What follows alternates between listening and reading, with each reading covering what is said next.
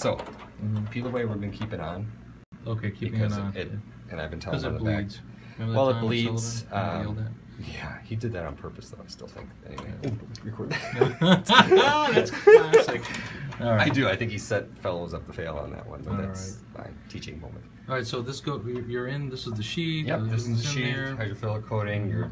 You'll see under fluoro where the marks are at for the top. I'll point them out. I'll mark where I'll tell you where the check mark is too for which way the gate's going to go. We'll decide all that ahead of time. So the first step. So once you're happy where it is, first step is unsheath. So the gray is attached to the graft. So as long as you hold the gray wherever you want to, like on the patient, the graft's not going to go anywhere. Right. Gray is the graft. Yep. So then you unsheath. Unsheath it.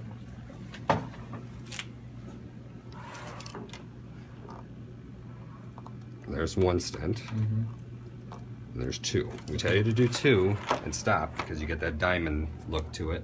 Okay. You could still move the graft up and down. Okay. Let's say you drop down a little bit, you want to move up You a can little bit still move forward. up or down. I'm going to tell you to be a little bit above and let it come down. Because it's easier to come down than it is to try and push the whole thing up. Sure. But if you like where it's at, then you go until the gate pops out. I don't know which way that's going to be. I think it's right now. There you go. So you can see the gold marker on there. Cannulate. At that point, you cannulate. According to IFU, you cannulate. Some people, if it's angled neck, they'll actually pop the top cap now. Okay. Because that locks it in, and you don't have to worry about it going anywhere. I kind of like that actually. A lot of people do that. Let's do that. We'll just lock the top cap. Yeah. So then all it is, back trigger wire controls that.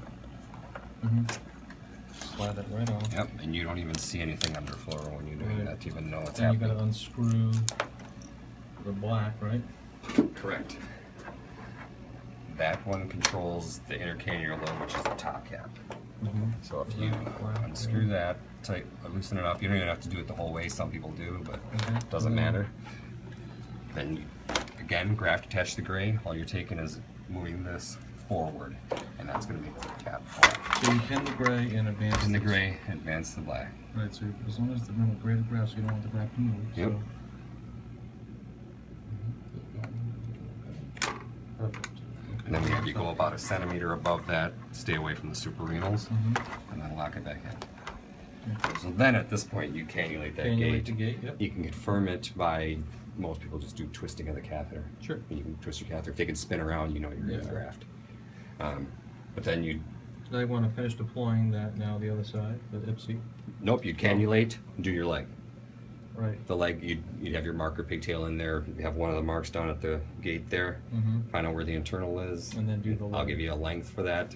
We'll decide on what length to put in there. Perfect. All those are is unsheathing. It's a covered stent. It's all it is. There's no trigger wires. It's reverse tapered. You leave that sheath in, pull the inner part out. Pretty simple. Okay. Then you go over to the other, this is the IPSI side. You go over to the IPSI side and complete your deployment. So there's two more stents actually inside of this. So you'll unsheath the rest of the way. 1, 2.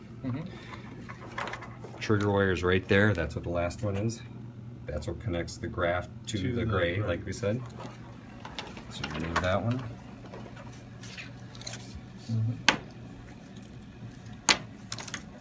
And you can see free floating. Yeah.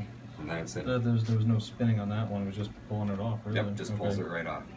Okay, and then you got to extend that. You'll extend that on this side. So you pull this whole.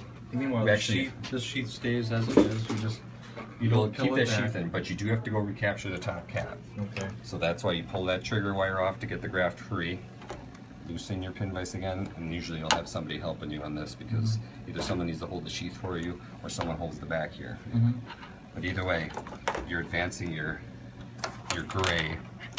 You're pinning this? You're pinning this and advancing the gray. See how the gray can move now on there? Oh, yeah, right. So you advance the gray all the way up. You can actually watch it if I move that. And you feel it actually dock in there more than you actually will see it under fluoro. And then you tighten it back up, and then you pull the whole thing out. Okay, gotcha. And this makes it much easier to pull this in and out because the second you take this off, it gets really tough. So we usually tell you to do it slowly, get it to where you see the black part like that, and then peel it off, then pull it out the rest of the way, and then close it. Okay, and now you just put your extension piece in. And now you do the same thing on the, as the That's all there first is side. to it, huh? That's all there is to it.